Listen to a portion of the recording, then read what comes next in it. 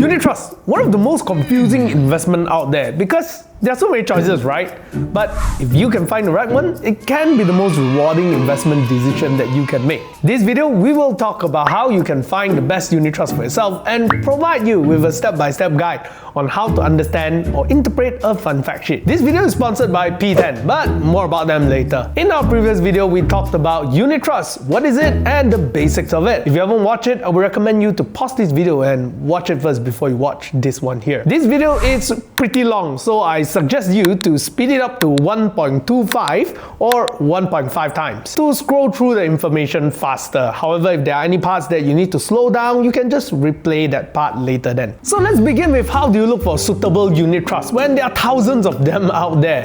Generally, there are two methods. The first one, you can engage a unit trust or financial advisor and get them to recommend you a fund. Or you can use online tools such as FSM1. What's the difference, you may ask? Well, obviously speaking, when you speak to a human advisor, there's human interaction. Usually, the human advisor will ask you a series of questions to discover your goals and investing style. Then they will match you with the fund that they believe are suitable to you. The good thing is, if you are really clueless about where to even begin, and there are some complicated questions that you can't find answer on Google, a human advisor will be able to guide you in the process. And this usually comes together with a price. An advisor will usually charge you an upfront sales charge of up to 6.5%, depending on the fund that you are going to invest in. This fee is negotiable, so talk to your advisor when you engage them for their service. However, if you don't wish to engage an advisor and you prefer the do-it-yourself method, you can always use online tools such as FSM1 to discover funds that are suitable to you, which personally is my favorite method. Online tools often provide a more up-to-date information regarding the fund performance. Since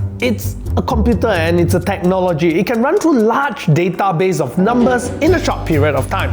Compared to a human advisor, it will take much longer for them to crunch all these numbers and get the latest updated results. Besides, most of the advisors also use certain tools to shortlist the funds to recommend it to people. So I personally prefer to just use the tools directly. There are thousands of funds out there and it's not possible to run through all of them. So using a tool, it's really very convenient. Online tools are also less biased in my opinion because they usually don't have a favorite fund to recommend you.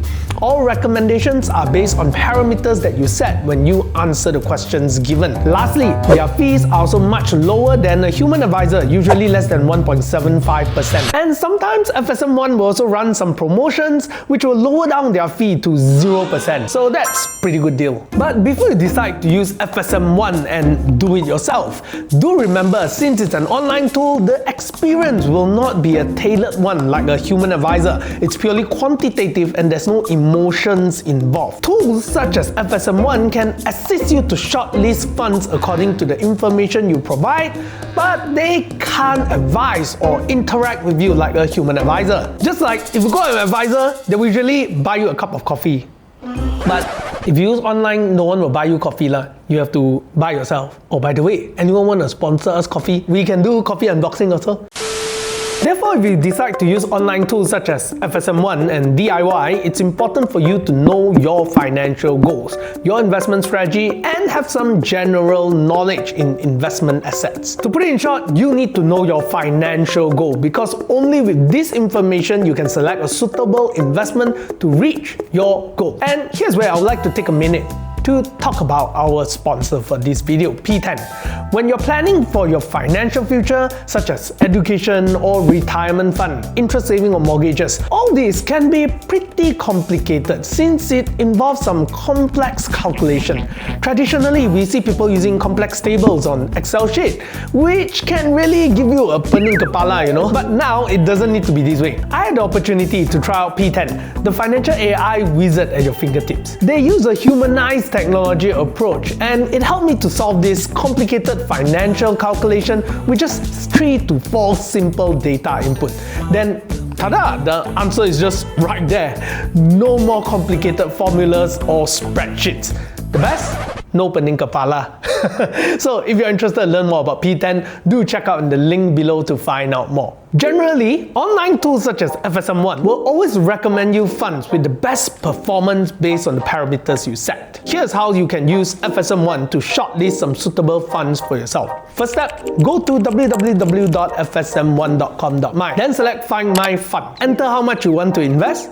Then select your risk tolerance. All means it doesn't matter what risk, as long as performance is good, you will take it. Low, this means that you want a fund whose performance will not fluctuate much. It should be relatively stable, therefore less risk. Usually they will recommend you a bond fund when you choose low risk, since it usually provides a yearly income and the price of the asset is relatively stable. High risk usually means funds whose value tend to fluctuate quite a bit. This means you can experience significant value gains, but it also means that you can experience significant value loss at any point of time. Often funds recommended under the high risk category are usually equity-based funds, which are fully invested in the stock market. You can also select medium risk. They usually will recommend you funds that are called balanced fund when you select this category, which is invested in both equity and bond market.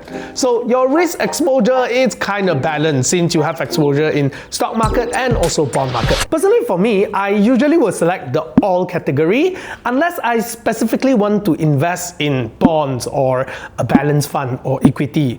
Why? Because I prefer to shortlist funds according to the best performance without considering whether is it stock market or bond. As long as the performance is good, I like to shortlist those funds. Then only decide by further reading the fund fact sheet. So after all these steps are done, the next thing that you do is to select your investment horizon.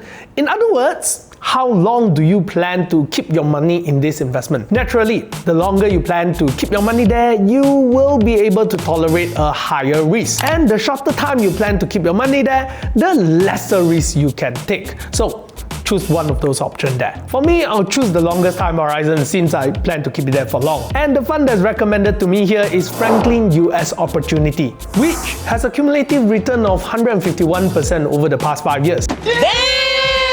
Well, if you find the recommendations here quite limited, you can also use the Fund Selector option. Just go to the home page, then choose the Fund Selector tool under the Tools section. Here, you can put in more specific parameters such as asset class, sectors, EPF approved or not, or Sharia compliant, and so on and so forth.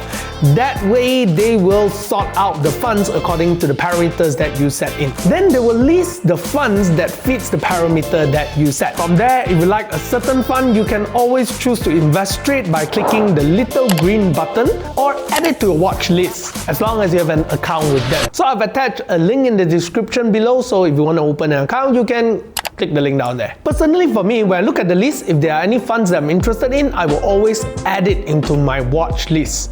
Now, when you add it into your watch list, you can also choose to turn on the notification. That way, when the price of the fund goes higher or lower at any point of time, you will be notified and you can make certain decisions by then. After adding those funds into my watch list, I will go back into my watch list to study the funds individually.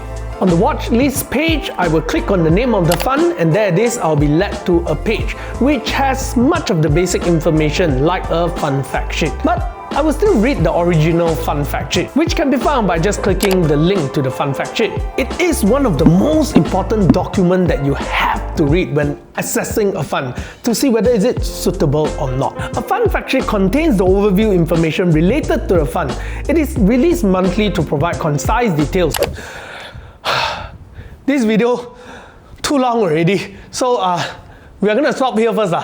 Part 2 will be coming out soon, so if you are interested, turn on the notification, then when part 2 comes out, you know lah, huh? Yeah.